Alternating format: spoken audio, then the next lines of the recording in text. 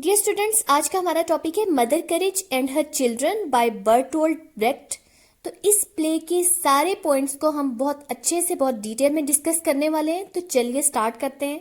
Full title mother Courage and Her children. ये पहले German में लिखा हुआ है। ये प्ले जर्मन में पब्लिश हुआ था तो इस वजह से इसका टाइटल भी जर्मन में है। Written in September 1939, Stockholm, Sweden. Published in 1941। Original language German. Translated into English by Eric Bentley. Literary period है modernism. Genre historical play, epic theatre, political theatre. उसके अलावा एंटी वॉर प्ले भी इसे कहा जा सकता है। सेटिंग 1624 टू 1636 इन स्वीडन, डेलाना, पोलैंड, लिथुआनिया। अब हम इस प्ले का बैकग्राउंड देखते हैं। 30 years war which raged from 1618 to 1648 in Central Europe began as a religious conflict between Catholics and Protestants. Central Europe में 30 years war 1618 में स्टार्ट हुई और 1648 में एंड हुई और ये कैथोलिक्स और प्रोटेस्टेंट्स के दरमियान थी। As the war dragged on, it became less about religion and more about control of Europe. इस वॉर के स्टार्ट होने की वजह रिलीजन थी, लेकिन जैसे जैसे टाइम गुजरता गया तो फिर ये बेसिकली यूरोप के कंट्रोल के बारे में थी। इसका पर्पस जो था वो फिर रिलीजन कम, यूरोप पर कंट्रोल ज्यादा हो गया। The Protestants included England, Denmark, Sweden and the Dutch Republic, while the Catholics included Spain and Austria. Protestant countries में इंग्लैंड, डेनमार्क, स्वीडन और डच रिपब्लिक शामिल था और कैथोलिक्स में स्पेन और ऑस्ट्रिया थे। इस प्ले की सेटिंग है स्वीडन में, तो अब आपने माइंड में रखना है कि स्वीडन प्रोटेस्टेंट कंट्री था। अब हम इस प्ले की इंपॉर्टेंट थीम्स डिस्कस करते हैं, लेकिन उससे पहले मैं आपको ये बता दूं, ये प्ले एक मदर की स्टोरी है। ऐसी मदर जिसके 3 बच्चे हैं और कंट्री में वॉर चल रही है। वो मदर वॉर का किस तरीके से फायदा उठाती है, अपने बच्चों को पालती है और फिर इस वॉर में उसके तीनों बच्चों की डेथ हो जाती है। तो ये एक बेसिकली मदरहुड की स्टोरी है। तो इसमें मोस्ट इम्पॉर्टेंट थीम जो है वो वॉर एंड पीस है। फिर है war is a profit, power, violence, faith and identity, bravery, honesty, capitalism, motherhood. अब हम बात करते हैं इस प्ले के स्ट्रक्चर की। प्लेज आपको पता है एक्ट्स की फॉर्म में होते हैं। एक्ट्स के अंदर सीन होते हैं, लेकिन इस प्ले में टोटल सीन दिखाए गए हैं। सिर्फ सीन्स हैं, एक्ट्स नहीं है। और टोटल सीन 12 है। हर सीन की सेटिंग डिफरेंट है। सीन 1 में टाइम पीरियड है 1624 का और लोकेशन है Dalarna, Sweden. Scene 2 1625 near a Swedish encampment. Scene 3 1626 Poland, Lithuania. Scene 4 1627 Walmerow, Livonia. Scene 5 1627 near a Swedish encampment. Scene 6 1628 Livonia. Scene 7 1629 near a Swedish encampment. Scene 8 1630 near a Swedish encampment. Scene 9 1631 near a Swedish इनकैम्पमेंट।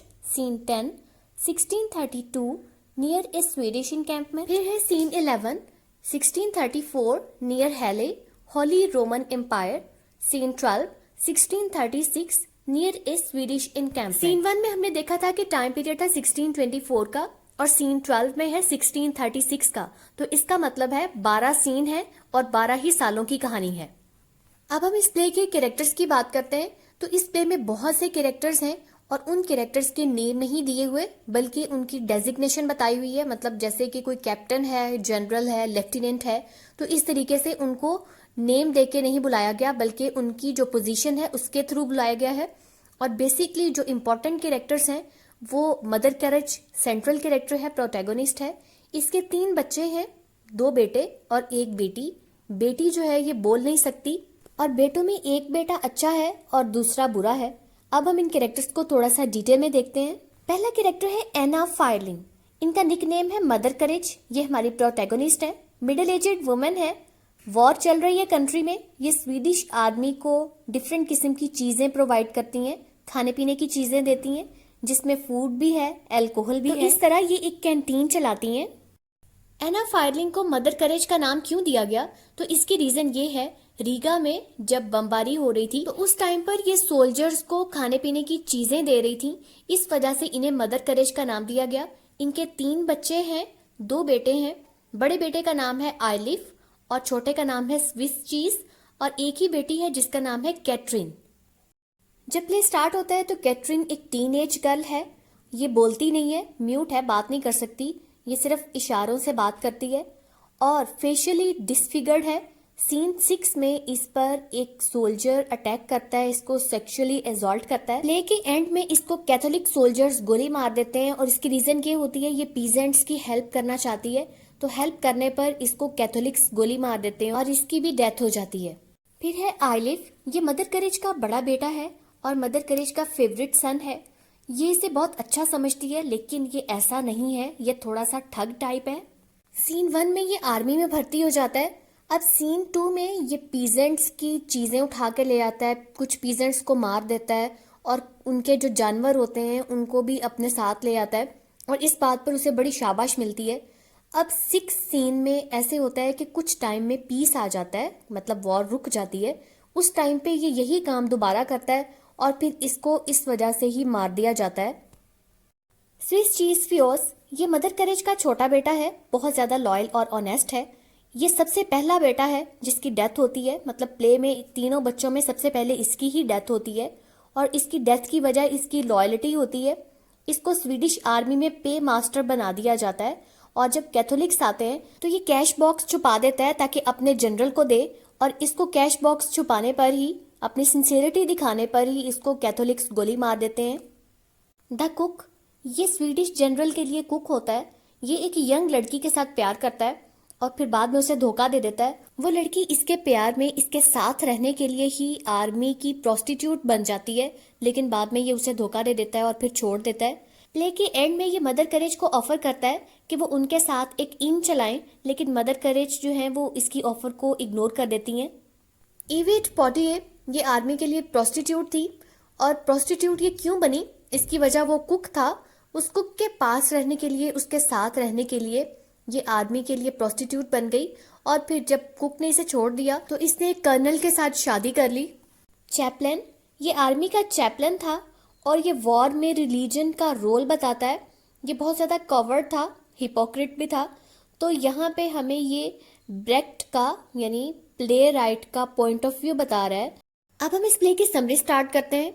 तो play 17th century में Europe में start होता है। उस time पे जब 30 years की war चल रही थी, 1618 से 1648 में ये वॉर थी। लेकिन प्ले में जो सीन है, फर्स्ट सीन में टाइम है 1624 का। प्ले का स्टार्ट एक प्रोलॉग से होता है। उस प्रोलॉग में मदर करेज सिंगिंग कर रही हैं, वो एक गाना गा रही हैं। मदर करेज अपने बच्चों को साथ लेकर सोल्जर्स को बियर और वाइन सेल करने के लिए जा रही हैं। ये अपनी बेटी के साथ वैगन में बैठ जाती हैं और जो दोनों इनके लड़के हैं वो उस वैगन को पुल करते हैं, उसको खींच कर लेकर जाते हैं। फिर हमें 2 ऑफिसर्स दिखाए जाते हैं, एक रिक्रूटिंग ऑफिसर होता है और दूसरा सार्जेंट है। अब ये दोनों आपस में बातें कर रहे होते हैं कि जंग के टाइम पर फौजियों की भर्ती करना बहुत ज़्यादा मुश्किल काम है, क्योंकि कोई भी फौजी नहीं मिल रहा, लोग विलिंग नहीं है जंग में आने के लिए। ये दोनों बातें कर रहे होते हैं और उसी टाइम मदर करेज अपनी वैगन के साथ चीज़ें सेल करने के लिए आती हैं। अब ये दोनों मदर करेज को कहते हैं कि अपना बिजनेस लाइसेंस दिखाए। उस पर मदर करेज और सारे बच्चे अपना इंट्रोडक्शन करवाते हैं। मदर करेज बताती हैं कि उन्हें मदर करेज का नाम कब दिया गया। रीगा में जब हर तरफ बमबारी हो रही थी तो उस टाइम उनकी इस बहादुरी पर, इस ब्रेवरी पर उन्हें मदर करेज का नाम दिया गया। आइलिफ इस टाइम पर यंग है, ये आर्मी ज्वाइन कर सकता है।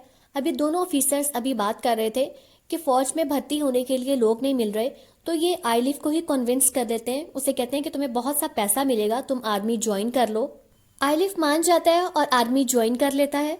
मदर करेज और आइलिफ अब 2 साल के बाद पोलैंड में मिलते हैं और ये उस वक्त का टाइम है जब मदर करेज एक कुक के साथ बहस कर रही होती हैं। ये एक कुक को केपन काफ़ी ज़्यादा हाई प्राइस पर सेल कर रही होती हैं और वो कुक मान नहीं रहा होता। अब दोनों में बात चल रही है। उसी टाइम पर एक कमांडर आइलिफ के साथ आता है। जनरल आइलिफ की बहुत ज़्यादा तारीफ करता है, उसे बहुत ज़्यादा शाबाशी देता है कि तुमने बड़ा अच्छा काम किया है और उसने काम क्या किया है, उसने कुछ पीजेंट्स को कत्ल कर दिया और उनके जो जानवर थे, जो उनके कैटल थे, गाय भैंसे जो भी जानवर थे, वो सारे अपने साथ ले आया। तो इस बात पर जनरल ने उसकी बड़ी तारीफ की। अब आइलिफ और उसकी मदर दोनों मिलकर एक गाना गाते हैं। उसके बाद अकेले में मदर करेज अपने बेटे को डांटती है कि ये जो तुमने काम किया है ये कोई बहादुरी नहीं है, इस तरह के काम करोगे तो तुम खुद भी फंस सकते हो। थर्ड सीन में स्विस चीज को जॉब मिल जाती है। ये आर्मी के लिए पे मास्टर का काम करता है। एक ऑर्डिनेंस ऑफिसर अपने बुलेट सेल कर देता है मदर करेज को, ताकि वो उससे बियर की एक बॉटल ले सके। मदर करेज को यहाँ पर एक सेक्स वर्कर भी मिलती है, एक प्रोस्टिट्यूट मिलती है। उसका नाम होता है एविट पॉटियर, और ये बताती है कि उसका एक कुक के साथ रिलेशन रहा है, लेकिन उस कुक ने उसे धोखा दिया, उसे छोड़ दिया है। फिर वहाँ पे कुक और चैपलेन आ जाते हैं। ये आपस में बातें करते हैं। ये मदर करेज को आइलिफ का मैसेज देते हैं और ये भी पूछते हैं कि स्विस चीज कहाँ पे है। मदर करेज बताती हैं कि स्विस चीज की जॉब हो गई है और वो यहाँ से चला गया है। बातों बातों में चैपलिन कहता है कि स्वीडन का जो किंग है वो बहुत ज्यादा रिलीजियस आदमी है, क्योंकि वो रिलीजन की वजह से ही इतनी बड़ी जंग लड़ रहा है। लेकिन कुक और मदर करेज उसकी बात से एग्री नहीं करते। ये कहते हैं कि किंग को सिर्फ पैसा और पावर चाहिए, इसी वजह से वो ये जंग लड़ रहा है। अब उसी टाइम पता चलता है कि कैथोलिक्स ने अटैक कर दिया है। चैपलिन अपने रोप्स छुपा देता है। वहाँ पे जो जो चीज़ें भी पड़ी होती हैं जो कि प्रोटेस्टेंट से बिलोंग करती हैं, वो ये सारी चीज़ें छुपा देते हैं। इवन मदर करेज जो प्रोटेस्टेंट्स का फ्लैग होता है वो भी छुपा देती हैं। अब स्विस चीज़ वापस आता है और ये चाहता है कि ये जो कैश बॉक्स है उसे छुपा दे, क्योंकि कैश बॉक्स वो अपने जनरल को देना चाहता है। अब वहाँ पे कैथोलिक्स का अटैक हो गया है, तो स्विस चीज़ को ये डर है कि कैथोलिक्स वो कैश बॉक्स उठाकर ले जाएंगे। दो कैथोलिक सोल्जर्स आते हैं, एक सार्जेंट और दूसरा वन आई सोल्जर। ये कैटरिन से मिलते हैं और कैटरिन से उस पे बॉक्स का पूछते हैं। कैटरिन तो बोल नहीं सकती। ये स्विस चीज के पास जाती है, उसे इशारे में बताने की कोशिश करती है कि सोल्जर्स आ गए हैं, लेकिन स्विस चीज को पता नहीं चलता। वो उस कैश बॉक्स को दरिया में फेंक देता है। अब उसी टाइम वहां पर सोल्जर्स आ जाते हैं और वो उसे पकड़ लेते हैं। मदर करेज अब कोशिश करती हैं, वो अपनी कुछ चीजें लोन में दे देती हैं और वो थोड़ी सी उनके साथ बार्गेनिंग करने की कोशिश करती हैं, ताकि वो सोल्जर्स के साथ बार्गेनिंग करके स्विस चीज को उनसे छुड़वा लें। लेकिन वो पैसे इकट्ठे करने में, बार्गेनिंग में इतना टाइम लगा देती हैं कि स्विस चीज को वो मार देते हैं। फिर वो उसकी बॉडी लेकर मदर करेज के पास आते हैं। मदर करेज उसे पहचानने से इनकार कर देती हैं। फिर वो उसे एक गड्ढे में फेंक देते हैं। मदर करेज एक कैप्टन के पास जाती हैं ताकि वो अपने बेटे को मारने पर शिकायत कर सके, कंप्लेंट कर सके। अब वहां पर एक और कमांडर भी आता है और वो भी बहुत गुस्से में होता है और वो कहता है कि वो सोल्जर से बदला लेगा, क्योंकि वो उसका सारा क्रेडिट खुद लेना चाहते हैं। उस पर मदर करेज एक गाना गाती हैं और कहती हैं कि उन्हें किसी से भी, कहीं से भी जस्टिस की उम्मीद नहीं है, इंसाफ की उम्मीद नहीं है। इस वजह से वो और सोल्जर दोनों वहां से वापस चले जाते हैं कैप्टन से बात किए बगैर। मदर करेज अब चीजें सेल करती हैं। एक दिन चैपलिन आता है और कहता है कि जितनी भी शर्ट्स मदर करेज के पास पड़ी हैं और वो सेल नहीं हुई, वो उसे दे दे ताकि वो जख्मी लोगों की बैंडेज कर सके। लेकिन मदर करेज नहीं मानती। चैपलिन चोरी करके ले जाता है, यानी जितनी भी शर्ट्स होती हैं वो उसे पूछे बगैर चुप करके चोरी करके ले जाता है। मदर करेज अब कैथोलिक सोल्जर्स को चीजें सेल करती हैं, वाइन सेल करती हैं। अब ये उन्हें वाइन सेल करती हैं, लेकिन वो बदले में उसे पैसे नहीं देते, तो मदर करेज उनका कोट उठाकर ले जाती है। एक कैथोलिक सोल्जर कैटरीन पर अटैक करता है, उस पर सेक्सुअली असॉल्ट करता है और उसके अलावा उसके फेस पर भी बहुत बड़े, बहुत बुरे निशान डाल देता है, स्कार्स डाल देता है। मदर करेज अब वॉर को बहुत ज्यादा बुरा भला कहती हैं और फिर ये प्रोटेस्टेंट आर्मी की तरफ चल पड़ती हैं। फिर मदर करेज एक गाना गाती हैं जिसमें वो वॉर की प्रेस करती हैं, क्योंकि वॉर एक अच्छी प्रोवाइडर है। वॉर में उनकी चीजें सेल हो जाती हैं, उन्हें एक अच्छा प्रॉफिट मिल जाता है, और पीस के दिनों में उनकी कोई चीज सेल नहीं होती, तो इसलिए वो वॉर की प्रेस करती हैं, वॉर की तारीफ करती हैं। दो पीसेंट्स आते हैं मदर करेज को, वो कुछ चीजें सेल कर रहे होते हैं, बेडशीट सेल करते हैं। मदर करेज उनके साथ बात कर रही होती हैं। उसी टाइम ही पता चलता है कि स्वीडन के किंग की डेथ हो गई है। ये सुनकर मदर करेज बहुत ज्यादा पैनिक हो जाती हैं, क्योंकि किंग की डेथ के बाद अब पीस हो जाएगा और पीस टाइम में मदर करेज को कोई प्रॉफिट नहीं होता, उनकी चीजें सेल नहीं होती। कुक वापस आता है और रेजिमेंट में उसको पे नहीं किया जाता, वो बगैर पे लिए वापस आ जाता है। अब उसी टाइम पर वहां पर इविट भी आ जाती है। इविट जब अपने एक्स लवर कुक को वहां पर देखती है तो दोनों के दरमियान में काफी ज्यादा लड़ाई हो जाती है। अब मदर करेज और इविट वहां से चली जाती हैं, क्योंकि अब वॉर तो खत्म हो गई है, मदर करेज की चीजें सेल नहीं होगी। अब वो इविट को अपने साथ लेके दोनों वहां से चली जाती हैं। कुक वहीं पर ही होता है। ये देखता है कि दो सोल्जर्स आइलिफ को घसीट कर लेकर जा रहे हैं। जब भी पूछता है तो पता चलता है कि आइलिफ ने इनोसेंट पीजेंट्स पर अटैक किया है। अब वॉर टाइम नहीं है, अब पीस टाइम है। पीस टाइम में इसने इनोसेंट लोगों पर अटैक किया है और इसने उनके जानवर चुराए हैं। इस वजह से वो आइलिव को गोली मार देते हैं। अब मदर करेज वापस आ जाती हैं और कहती हैं कि नहीं, वॉर तो दोबारा से शुरू हो गई है। कुक सब कुछ देख चुका होता है, उसे पता होता है कि अब आइलिव की डेथ हो गई है, उसे मार दिया गया है, लेकिन वो मदर करेज को नहीं बताता। अब वॉर का 17th ईयर चल रहा है। इनके पास खाने के लिए कुछ भी नहीं है, ना ही इनके पास कुछ ऐसा है जिसे सेल किया जा सके और पैसे कमाए जा सकें। उसी टाइम कुक को एक लेटर मिलता है जिसमें पता चलता है कि उसकी मदर की डेथ हो गई है और उसकी मदर की डेथ के बाद जो उसकी मदर की इन थी वो अब कुक के पास आ गई है। तो कुक मदर करेज को ऑफर करता है कि वो उसके साथ मिलकर वो इन चलाए ताकि दोनों पैसे कमा सकें, लेकिन कुक कहता है कि वो कैटरीन को अपने साथ नहीं लेके जाएगा क्योंकि कैटरीन का जो फेस है वो डिसफिगर हो चुका है। कैटरीन के फेस पर बहुत बुरे स्कार्स बने हुए हैं। तो कुक कहता है कि वो कैटरीन को अपने साथ नहीं लेके जाएगा क्योंकि कैटरीन का फेस देखकर उसके पास आने वाले कस्टमर्स भाग जाएंगे। मदर करेज कैटरीन के बगैर कैसे जा सकती हैं, इसलिए वो कुक को इनकार कर देती हैं कि वो उसके साथ इन नहीं चलाएंगी। मदर करेज और कैटरीन दोबारा से अपनी वैगन को स्टार्ट करती हैं और चीजें सेल करना शुरू कर देती हैं। मदर करेज और कैटरीन पीजेंट्स के साथ रहती हैं। इनकी वैगन घर के बाहर खड़ी होती है। मदर करेज टाउन में गई होती हैं ताकि वो कुछ चीजें सेल कर सके। अब ये रात का टाइम है, कैथोलिक सोल्जर्स आते हैं और वो पीजेंट्स को कहते हैं कि उन्हें रास्ता बताएं, वो टाउन जाना चाहते हैं और उन्हें टाउन का रास्ता नहीं पता। ये सब लोग दिल में चुपके चुपके दुआ करते हैं कि टाउन वाले लोगों को पता चल जाए कि कैथोलिक सोल्जर्स आ रहे हैं। कैटरीन अपनी वैगन में पड़ा हुआ ढोल उठाती है और छत पर जाकर जोर जोर से ढोल बजाना शुरू कर देती है ताकि वो टाउन के लोगों को वार्न कर सके कि कैथोलिक सोल्जर्स आ रहे हैं। क्योंकि पहले दौर में ऐसे ही होता था कि उस टाइम पर कोई चीज बजाकर, कोई हॉर्न या कोई ढोल वगैरह बजाकर लोगों को कोई भी अनाउंसमेंट की जाती थी, कोई भी बात बताई जाती थी। तो अब भी कैटरीन ने यही किया, वो जोर जोर से ढोल बजा रही है। उसे कैथोलिक सोल्जर्स ने मना किया कि ऐसा नहीं करो। सोल्जर्स उसे वार्न करते हैं कि हम तुम्हें गोली मार देंगे, लेकिन कैटरीन फिर भी नहीं रुकती। उस पर सोल्जर्स उसे वाकई मार देते हैं। मदर करेज वापस आती है और कैटरीन को इस तरह देखकर उन्हें लगता है कि ये सोई हुई है। उन्हें पता चल जाता है कि कैटरीन की डेथ हो गई है। वो अपनी बेटी की लाश पर बैठकर अपने बच्चों की फेट पर एक ललबी कहती हैं। फिर वो दिल ही दिल में कहती है कि चलो कम से कम आइलिव तो जिंदा है। फिर वो पीजेंट फैमिली की रिक्वेस्ट करती हैं कि कैटरीन की डेड बॉडी को दफन कर दें और खुद वो अपनी कार्ट यानी अपनी वैगन को लेकर टाउन की तरफ चल पड़ती हैं।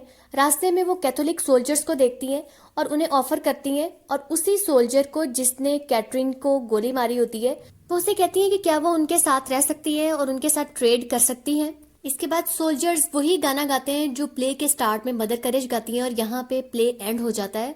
ये थी कंप्लीट स्टोरी। आई होप आपको बहुत अच्छे से समझ आई होगी। तो मेरे चैनल को सब्सक्राइब करना आपने बिल्कुल नहीं भूलना। मेरी वीडियो को आपने लाइक और शेयर भी जरूर करना है। Thank you for watching.